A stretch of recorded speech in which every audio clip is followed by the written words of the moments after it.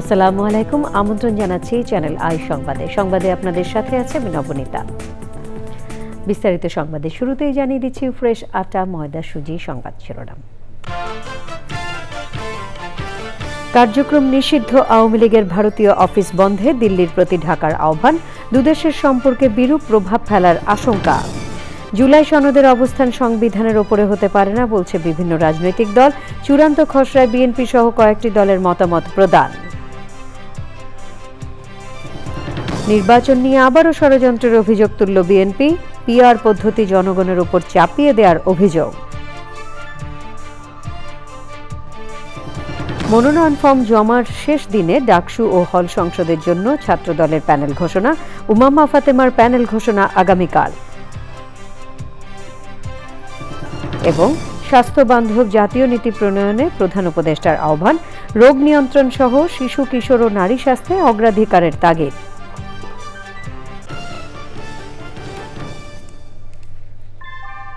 ভূমিকম্প সহনীয় most durable দেশের প্রথম Thermex rod Salam steel. Salam steel বোঝে durability. Salam steel, most durable steel. সংবাদ শিরোনামগুলো জানাচ্ছিলাম। এখনকার সংবাদ আয়োজন একই সঙ্গে চ্যানেল আর ইউটিউব চ্যানেল এবং চ্যানেল আর ওটিটি প্ল্যাটফর্ম আই স্ক্রিনে লাইভ স্ট্রিমিং হচ্ছে। যাচ্ছি পুরো সংবাদে। কার্যক্রম নিষিদ্ধ আওয়ামী লীগের ভারতের রাজধানী দিল্লি এবং কলকাতায় অফিস স্থাপনের বিষয়টিকে বাংলাদেশ বিরোধী কার্যকলাপ বলে মনে করছে বাংলাদেশ। এক বিজ্ঞপ্তিতে একথা জানিয়েছে পররাষ্ট্র মন্ত্রণালয়। অবিলম্বে বাংলাদেশে কার্যক্রম নিষিদ্ধ আওয়ামী লীগের রাজনৈতিক কার্যালয়গুলো বন্ধ করার আহ্বান জানিয়েছে ঢাকা। নয়াদিল্লি ও কলকাতায় আওয়ামী লীগের রাজনৈতিক কার্যালয় স্থাপনের বিষয়ে বিজ্ঞপ্তিতে উল্লেখ করা হয়, বাংলাদেশ মনে করে নিষিদ্ধ রাজনৈতিক দলের পলাতক নেতাদের ভারতের মাটিতে আইনগত বা অবৈধভাবে অবস্থান করা, অফিস স্থাপন করা, যে কোনো ধরনের রাজনৈতিক কার্যকলাপ বাংলাদেশের জনগণ এবং রাষ্ট্রের বিরুদ্ধে স্পষ্ট অবমাননা। এতে বাংলাদেশ ও ভারতের ঘনিষ্ঠ সম্পর্ক ক্ষতিগ্রস্ত হওয়ার ঝুঁকি তৈরি করছে বলেও মনে করছে ঢাকা। বাংলাদেশের বিবৃতির জবাবে ভারতের পররাষ্ট্র মন্ত্রণালয় বলেছে, ভারতের মাটিতে আওয়ামী লীগের বাংলাদেশ বিরোধী কোনো কর্মকাণ্ডের ব্যাপারে তারা অবগত নয়। বাংলাদেশে দ্রুততম সময়ে একটি অবাধ, সুষ্ঠু অংশগ্রহণমূলক নির্বাচন আয়োজনে আবারও আহ্বান জানিয়েছে নয়াদিল্লি। জুলাই সনদে চূড়ান্ত খসড়ায় মতামত দিয়ে বিএনপি বলেছে, অঙ্গীকারনামা রাজনৈতিক সমঝোতার দলিল বিধায় সংবিধানের উপরে স্থান পেতে পারে না। খসড়ায় মতামত দিয়েছে এনডিএম, এবি পার্টি সহ কয়েকটি দল।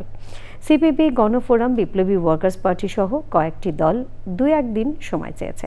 বিভিন্ন দলের নেতারা বলেছেন, জুলাই সনদ একটি রাজনৈতিক সমঝোতা, সংবিধানের উপরে এর স্থান হতে পারে না। জানাতুল বাকিয়া কেকা জানাচ্ছেন। গত 16 আগস্ট রাতে রাজনৈতিক দলগুলোর কাছে জুলাই সনদের চূড়ান্ত খসড়া পাঠায় ঐক্যমত্য কমিশন। বুধবার পর্যন্ত সময় বেঁধে দিলেও অধিকাংশ রাজনৈতিক দল মতামত দেয়নি। কমিশন প্রস্তাবিত সনদের খসড়ার ভূমিকায় মুক্তিযুদ্ধ ও স্বাধীনতার ঘোষণা ঠিকভাবে উপস্থাপিত না করার অভিযোগ করেছে বিএনপি সহ বামপন্থী দলগুলো। BNP, NDM, AB party, Khelafat Majlis ও আমজনতার দল জুলাই সনদের চূড়ান্ত খসড়ার মতামত ইমেইলে কমিশনে পাঠিয়েছে। এবি পার্টি তাদের প্রস্তাবনায় জুলাই সনদের উপর ভিত্তি করে আসন্ন জাতীয় নির্বাচন করার দাবি জানিয়েছে। এনডিএম বলছে, বিদ্যমান সংবিধান ও প্রচলিত আইনের ওপরে জুলাই সনদ স্থান পাবে বলে কমিশনের প্রস্তাবনা স্বেচ্ছাচারিতার নজির। বিপ্লবী ওয়ার্কার্স পার্টি বলছে, কমিশনের প্রস্তাবিত 8 দফা অঙ্গীকারনামার কোনো প্রয়োজনই নেই। এ ধরনের সমঝোতাকে সংবিধানের উপরে স্থান দেওয়ার প্রস্তাবটাই মনে করি এটা যৌক্তিক না। এটা তার মানে এটা সংবিধানের চেয়েও এটা আরও গুরুত্বপূর্ণ কিছু। এটা সুপ্রা কনস্টিটিউশনাল কোনো একটা ধারা যুক্ত করছেন। তার মানে সংবিধানের উপরে তো বাস্তবে রাষ্ট্র পরিচালনার আর কিছু হতে পারে না। জুলাই সনদ বাস্তবায়নে গণভোট ও সংবিধান সভার বিষয়টিও অযৌক্তিক বলছে বিপ্লবী ওয়ার্কার্স পার্টি সহ সমমনা দলগুলো। যেহেতু অনেকগুলো গুরুত্বপূর্ণ প্রশ্নে মেজর স্টেক হোল্ডারদের অনেকেরই আপত্তি আছে, ভিন্ন মত আছে, তাহলে এরকম ভিন্ন মত নিয়ে তো সেখানে গণভোটে যাওয়ার কোনো প্রশ্ন, কোনো অবকাশ নেই। তারা বলছেন, সাংবিধানিক ও মৌলিক একাধিক বিষয়ে নোট অব ডিসেন্ট বা মতভিন্নতা থাকায় গণভোট দেওয়ার কোনো সুযোগ নেই। গণভোটে যাওয়ার একটা প্রশ্ন। জানাতুল বাকিয়া কেকা, চ্যানেল আই, ঢাকা। জুলাই সনদের বিষয়ে রাজনৈতিক দলগুলো এবং ঐক্যমত্য কমিশনের বৈঠকে ঐক্যমত্য হলে অন্তর্বর্তী সরকার আরও দৃঢ়ভাবে নির্বাচনের দিকে এগিয়ে যেতে পারবে বলে মন্তব্য করেছেন স্থানীয় সরকার উপদেষ্টা আসিফ মাহমুদ সাজিব ভুঁইয়া।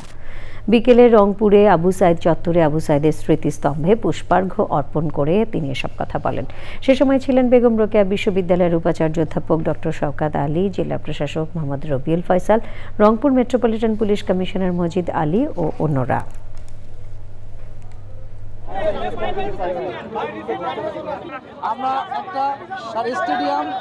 সরকার ফেব্রুয়ারিতে নির্বাচন দেওয়ার জন্যই সকল ধরনের প্রস্তুতি গ্রহণ করছে। আপনারা দেখেছেন বিভিন্নভাবে সরকারের বিভিন্ন বক্তব্যে, প্রেসিংয়ের বক্তব্যে আপনারা দেখেছেন। এখন জুলাই সনদের বিষয়ে রাজনৈতিক দলগুলো এবং ঐক্যমত্য কমিশনের যেই বৈঠক, সেখানে একটা ঐক্যমত্যে আসা গেলে আমরা নির্বাচনের দিকে আরও দৃঢ়ভাবে আগাতে পারব। আমরা স্থানীয় সরকারের এই যে ডেডলক, সেটা করার জন্য চেয়েছিলাম যে লোকাল গভর্নমেন্ট ইলেকশনটা আগে করা, কিন্তু রাজনৈতিক দলগুলোর ঐকমত্য না হওয়ার কারণে সেটা করা সম্ভব হয়নি। সুষ্ঠু নির্বাচন এখনও নিশ্চিত নয়, নানা ষড়যন্ত্রের কথা শোনা যাচ্ছে, এমন মন্তব্য করেছেন বিএনপি নেতারা।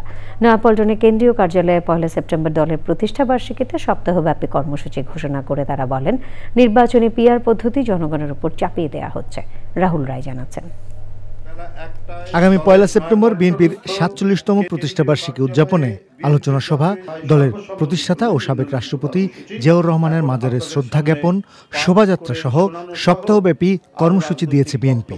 নয়াপল্টনে দলের কেন্দ্রীয় কার্যালয়ে প্রস্তুতি সভা শেষে আয়োজিত সংবাদ সম্মেলনে প্রতিষ্ঠাবার্ষিকীর কর্মসূচি ঘোষণার পর অন্যান্য ইস্যুতেও কথা বলেন বিএনপি নেতারা। আমাদের এখনো কাজ শেষ হয়ে যায়নি, গণতন্ত্র এখনো পুনরুদ্ধার হয়নি। আমাদের সেই গণতন্ত্রকে পুনরুদ্ধারের জন্য আরও আমাদেরকে হয়তো বিপদ সংকুল পথ অতিক্রম করতে হবে, এবং এই কারণে আমাদের দলের সকল পর্যায়ের নেতাকর্মী এবং জাতীয়তাবাদী শক্তি তারা প্রস্তুত। আমাদের অবাধ সুষ্ঠু নির্বাচন এখনো নিশ্চিত হয়নি। নানা ধরনের আমরা চক্রান্তের কথা শুনি, নানা ধরনের মাস্টার প্ল্যানের কথা শুনি। পিআর পদ্ধতিতে নির্বাচনের বিপক্ষে মতামত দেন বিএনপি নেতারা। আমরা কি কেউ জনগণকে কখনো জিজ্ঞাসা করেছি এতদিন আপনি যেভাবে প্রতিনিধি নির্বাচন করছেন আমরা সেইভাবে না, আমরা একটা নতুন পদ্ধতি চাচ্ছি, আনুপাতিক হারে হবে। সেখানে আপনি কোনো ব্যক্তিকে না, আপনি দলকে ভোট দেবেন এবং দল এমপি মনোনীত করবে। সেটা আপনার এখান থেকে হতে পারে, অন্য এলাকা হতে পারে। আপনার এই এলাকায় নির্দিষ্ট কোনো এমপি থাকবে না। তাদের মতামত চাইছে যে তারা এটা রাজি কি রাজি না। এটা একটা অযৌক্তিক চেষ্টা, যেটা অনিবার্য পরিণতি হতে পারে নির্বাচন অনুষ্ঠানের ক্ষেত্রে।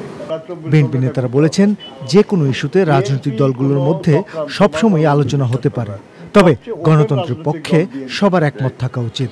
ধন্যবাদ আপনাদের। রাহুল রায়, চ্যানেল আই, ঢাকা। ঢাকা বিশ্ববিদ্যালয় ক্যাম্পাসে দিনভর ব্যস্ততা ছিল ডাকসু নির্বাচনের মনোনয়ন ফর্ম জমা দেয়া এবং সমর্থিতদের নিয়ে প্যানেল ঘোষণায়।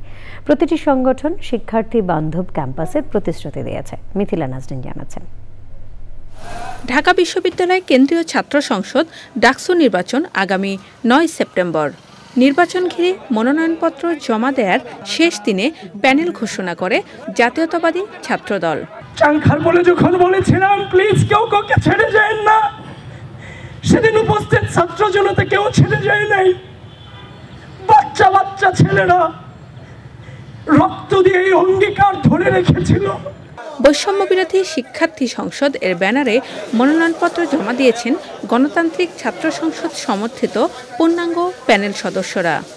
শেষ সময়ে মনোনয়নপত্র জমা দেয় স্বতন্ত্র শিক্ষার্থী ঐক্য প্যানেল।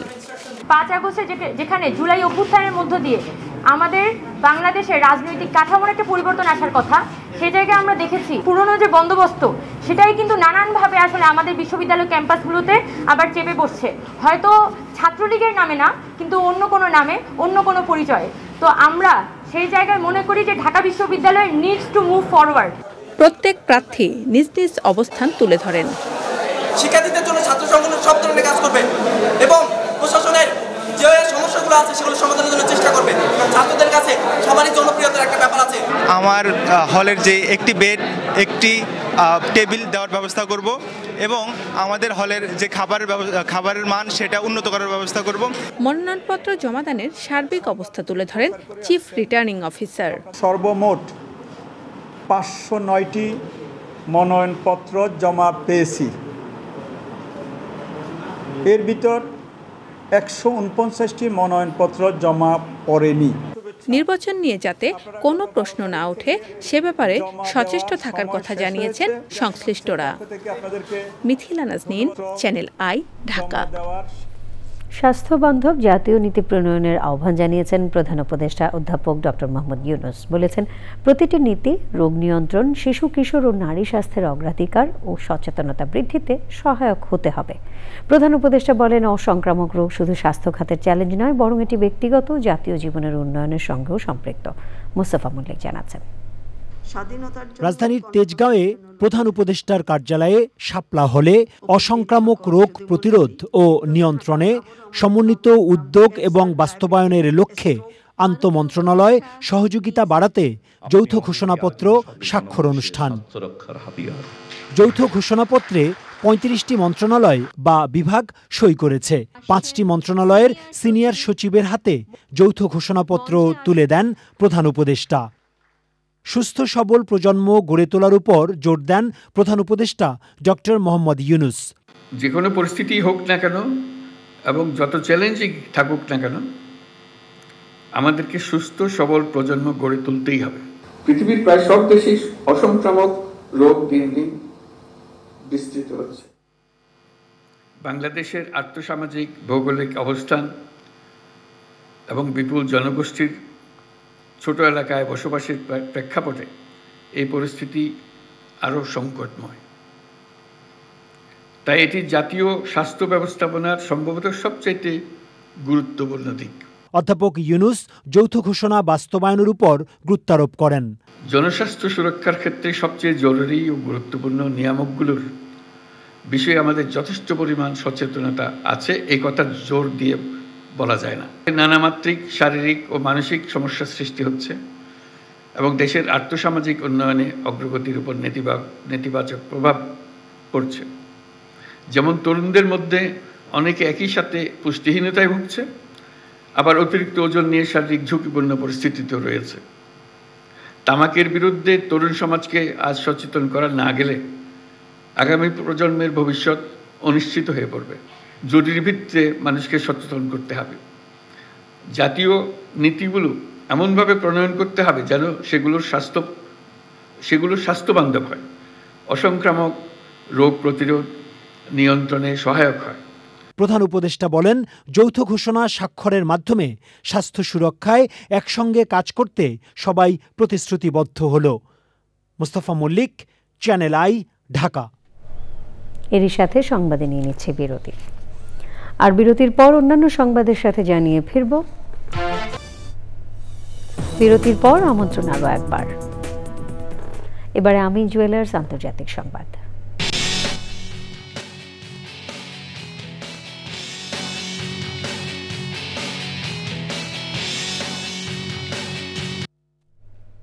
গাজা যুদ্ধ শুরু হওয়ার পর থেকে এ পর্যন্ত ইসরায়েলি হামলায় কমপক্ষে 19,000 শিশুর মৃত্যু হয়েছে। আর মোট মৃত্যু 62,000-এরও বেশি।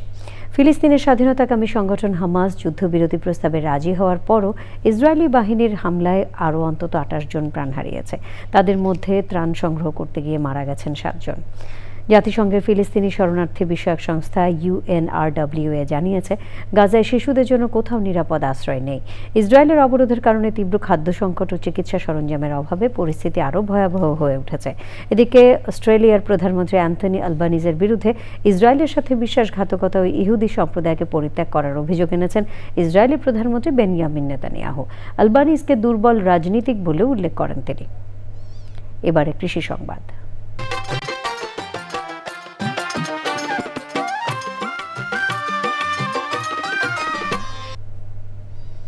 সাতক্ষীরায় লবণাক্ত চিংড়ি ঘেরের আইলে অসময়ের তরমুজ চাষ হচ্ছে। নিচে মিঠা ও লোনা পানির মিশ্র মাছের ঘের, ওপরে মাচায় ঝুলছে সুপ্রিম হানি, তৃপ্তি, ব্ল্যাক বেবি, সুগার কুইন আর বাংলা লিঙ্ক নামের তরমুজ।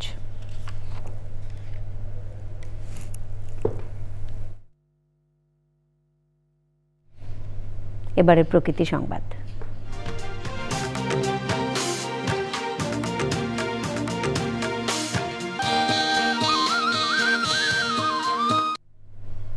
চরম জলাবদ্ধতায় নাজেহাল গাইবান্ধার গোবিন্দগঞ্জ পৌরসভার ৯ নম্বর ওয়ার্ডের বাসিন্দারা। কর্তৃপক্ষের অবহেলা আর উদাসীনতায় পানি নিষ্কাশন ব্যবস্থা বন্ধ হয়ে জনদুর্ভোগ দীর্ঘস্থায়ী হচ্ছে বলে অভিযোগ উঠেছে। সেই সাথে পতিত অবস্থায় আছে প্রায় ৩০০ বিঘা ফসলি জমি। প্রয়োজনীয় ব্যবস্থা নেয়ার আশ্বাস দিয়েছে পৌর কর্তৃপক্ষ।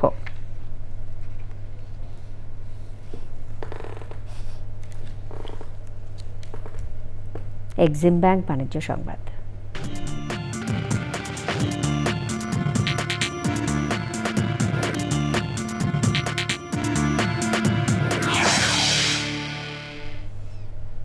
দেশে প্রথমবারের মতো সেলফ চেকআউট কাউন্টার চালু করেছে দেশের বৃহত্তম রিটেল চেইন শপ স্বপ্ন, যা প্রথাগত কেনাকাটার বাইরে একটি ব্যতিক্রমী পদক্ষেপ।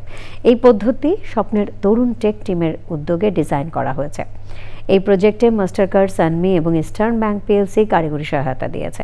রাজধানীর গুলশান এক আউটলেটে এটি উদ্বোধন করা হয়। সেলফ চেকআউট কাউন্টারের মাধ্যমে ক্রেতা এখন নিজের সুবিধা মতো কেনাকাটা শেষে নিজেরাই পে করতে পারবেন।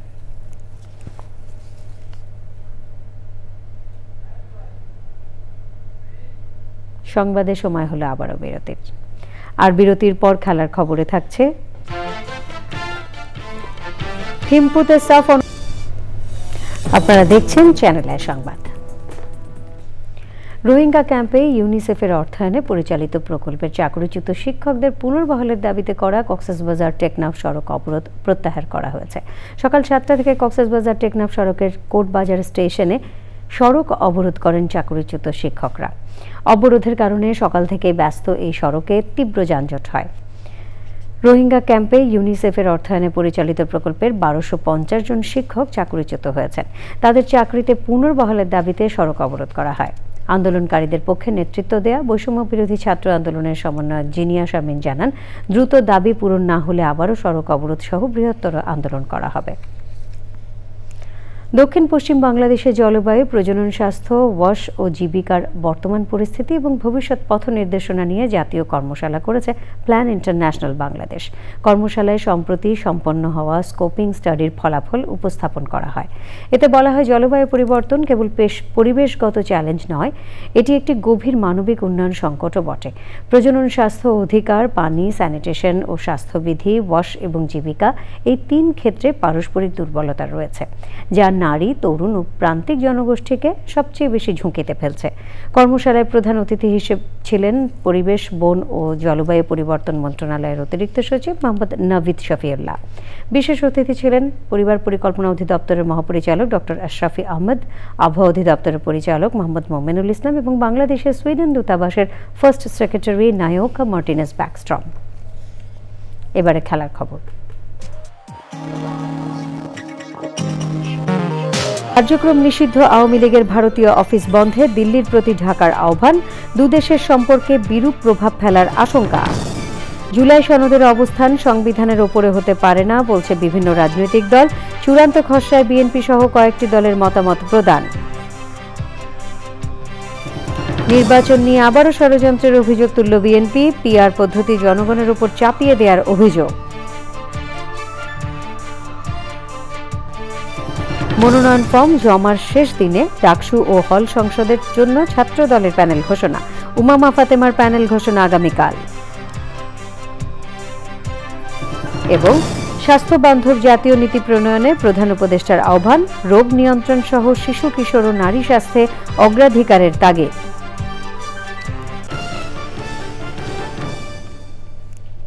পরবর্তী সকল সংবাদ দেখার আমন্ত্রণ রইল। ধন্যবাদ সবাইকে।